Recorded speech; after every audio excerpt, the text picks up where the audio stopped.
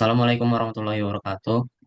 Di sini Salam. kami dari aplikasi Fixbody akan mempresentasikan manajemen risiko keamanan basis data yang beranggota Randi Nugraha Saputra sebagai ketua, Givari Ramadan Mahendra, Muhammad Giats, Juliawan Kaisar Ragil, Rizky Eskil Sigalga, Rafael Setia Ramadan.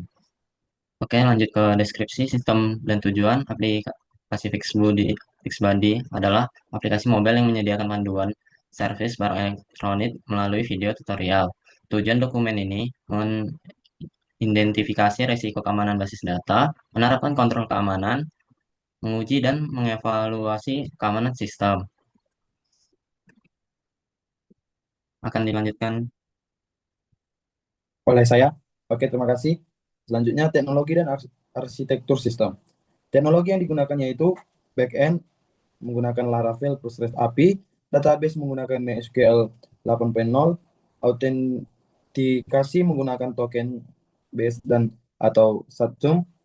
Tabel utama sistem itu kami menggunakan user atau data akun dan autentikasi, menggunakan tutorial atau konten utama, komen atau input pengguna, report atau pelaporan dan moderasi.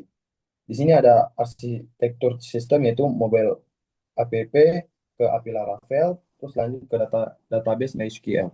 Oke, selanjutnya akses control atau RBAC. Sistem menerapkan role based access control atau RBAC. Role pada sistem itu yaitu user itu mengakses fitur umum dan admin kelola data dan sistem. Prinsip keamanannya itu pembatasan hak akses, less privilege. Oke, use case diagram RBAC atau user first min. Uh, use, use case diagram ini menunjukkan pembatasan hak akses antara user dan admin berdasarkan prinsip RBAC. Oke, selanjutnya next.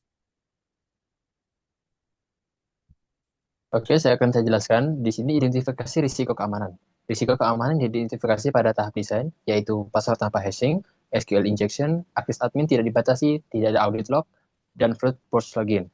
Risiko ini dampak pada kebocoran data dan penyalahgunaan sistem. Next, rencana mitigasi risiko.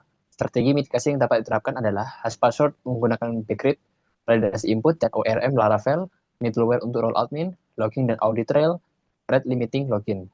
Nah, tujuannya itu adalah untuk menurunkan level risiko keamanan tersebut. Selanjutnya akan dijelaskan oleh Giats.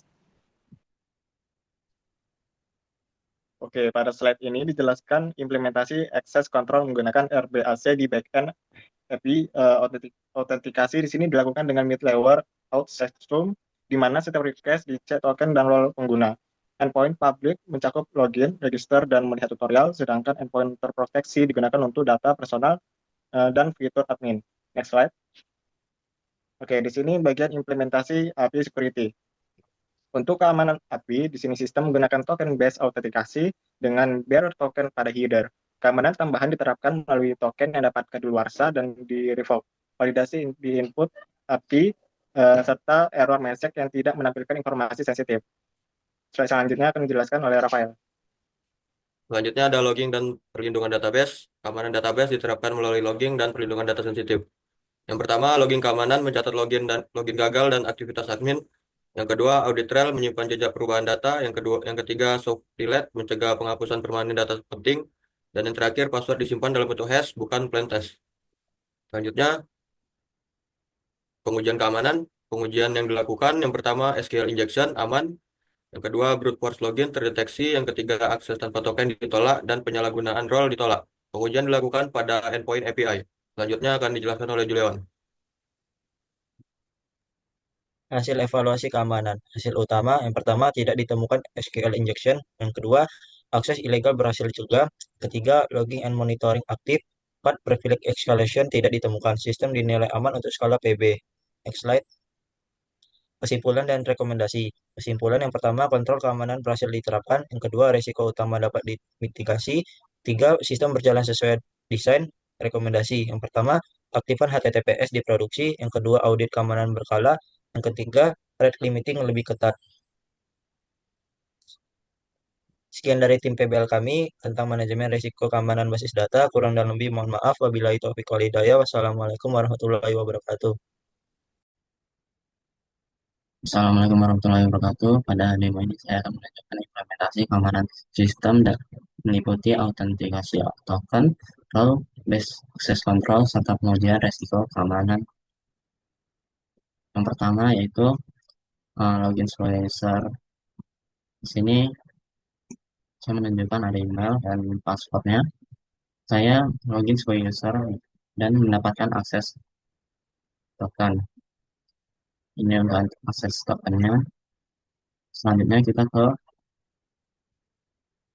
role based akses kontrolnya. Di sini user akan akses endpoint admin, lalu ditolak. Ketika token user digunakan untuk mengakses endpoint admin, sistem menolak akses ini membuktikan role based access control berjalan. Lalu yang kedua, saya akan menunjukkan login sebagai admin. Di sini saya login sebagai admin dan mendapatkan token dari role admin. Ini untuk token role adminnya. Lalu saya lanjut ke token admin validasi. Dibuktikan dengan mengakses ke endpoint data pribadi. Di sini untuk tokennya berhasil. Lanjut masuk ke tes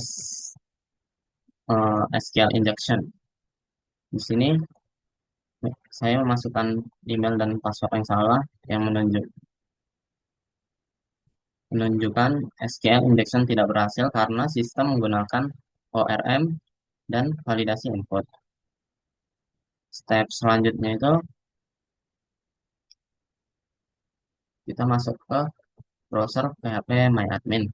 Di sini saya menunjukkan dari tabel user, sistem menyimpan audit trial menggunakan timestamp dan soft delete untuk menjaga integrasi data. Dan selanjutnya saya membuka halaman login untuk brute force login UI. Sistem menerapkan batasan percobaan login untuk mencegah brute force attack. Di sini kita login gagal, realisasi tidak valid atau Anda bukan admin. Berdasarkan pengujian, sistem telah menerapkan autentikasi token, role based access control, perlindungan terhadap SQL injection, rate limit login, serta audit trial. Sistem dinilai aman skala PBL. Mungkin itu saja dari demo saya. Assalamualaikum warahmatullahi wabarakatuh.